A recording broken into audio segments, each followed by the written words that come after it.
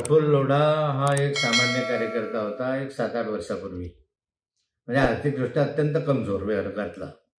नंतर त्याचे राजकारण्यांचे संबंध आले, गिरीश महाजनांचे संबंध आले. त्या माध्यमातून तो बऱ्यापैकी आता 50-60 कोटी रुपयाचा मालक आहे असं म्हटलं जातं. त्या माध्यमातून एक मधल्या कालखंडामध्ये गिरीश महाजनांशी त्याचं सख्य होतं. त्या कालखंडात बरेच दिवस ते एकत्र राहिले, बरेच दिवस त्यांनी काम केलं.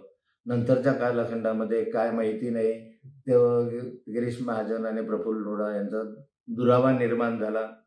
दुरावा निर्माण झाल्यानंतर प्रफुल्ल लोढा गिरीश महाजनांना अत्यंत खालच्या शब्दामध्ये, अश्लील शब्दामध्ये शिवीगाळ करायला लागला. त्याचे व्हिडिओ पण आहे, त्याचं रेकॉर्डिंग पण आहे. इतकं त्यांची टोकाची भूमिका एकमेकांविषयीची झालेली होती. आणि अशा स्वरूपात त्याचं म्हणणं असं आहे प्रफुल्ल लोढाचं की मी पोलीस स्टेशनलाही तक्रार दाखल केलेली, त्यावेळेस मला धमकी दिली जाते वगैरे. आणि त्याने आपल्या व्हिडिओ रेकॉर्डिंगमध्ये असं म्हटलेलं आहे, माझ्याकडे जो व्हिडिओ रेकॉर्डिंग आहे ते तुम्हाला देतो. तो म्हणतो की मला ब्लॅकमेल करू नका, मला जर केलं तर म्हणे मी पोलीस स्टेशनला गुन्हे दाखल केलेले, आपला तक्रार दाखल केलेलीच आहे. एक बटन दाबलं तर सारं उघडकीस येईल. आणि त्याबरोबर तुम्ही ट्रायडन हॉटेलला माझे किती 3 महिने माझे पाय चाटत होते, पाय धरत होते, हे मी सगळ्या जगाला सांगेल की याने ट्रायडन हॉटेलला काय काय केलं, ती क्लिप मी तुम्हाला देतो. आता यामधून मधल्या कालखंडात इतका दुरावा झाल्यानंतर अलीकडच्या कालखंडामध्ये प्रफुल्ल लोढाला या ठिकाणी भारतीय जनता पार्टीमध्ये प्रवेश दिला गेला, ते माननीय मुख्यमंत्र्यांच्या उपस्थितीत. त्या ठिकाणी ते फोटो पण आहे. त्याच ठिकाणी गिरीश महाजन पेढा भरवतानाचे फोटो आहे.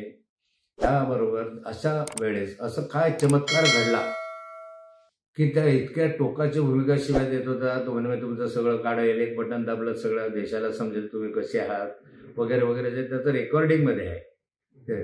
आणि असं असताना सुद्धा असं एकाएकी काय चमत्कार घडला की ते एकत्र आले. एकत्र आल्यानंतर मुख्यमंत्र्यांच्या हस्ते त्याचा प्रवेशही झाला.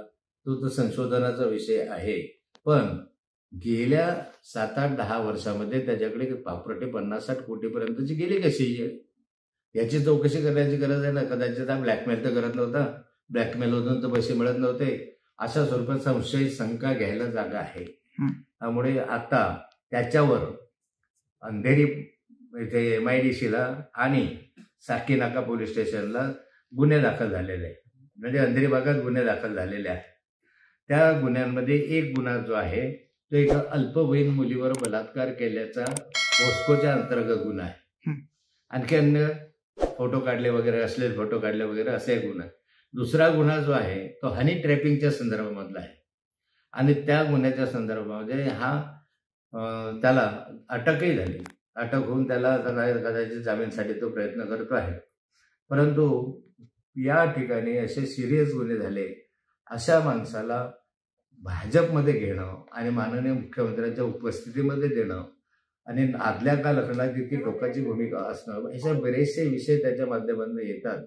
माझ्या माहितीप्रमाणे या जो लोढा आहे, या लोढाचे अशा स्वरूपाचे त्याच्याकडे काही फोटो वगैरे आहेत. अशा संशयावरून ज्यावेळेस ध्वजेंद्र सरकार होतं त्या कालखंडात त्याच्यावर अशा याच्या सगळ्या घरादारांची चौकशी त्या कालखंडामध्ये झाली होती.